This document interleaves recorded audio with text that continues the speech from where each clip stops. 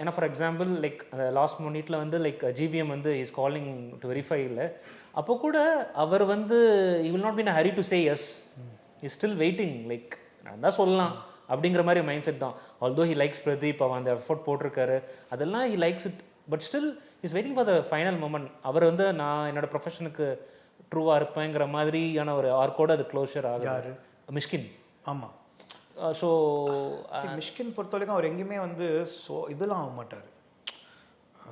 Heel feel guilty because என்னதான் நல்லவனாக இருந்தாலும் சரி விட்டு தொலைச்சிருக்கலாம், இவன் லைஃப்குள்ளே எதுக்கு திரும்பி வந்தோம் அப்படின்னு இருக்கும்ல, அந்த பாவமாக பார்க்க மாட்டார். நீங்கள் ஸ்விக்கி பாயை பார்க்கும்போது ஐயோ இப்படி அப்படின்னு பார்க்க மாட்டார்.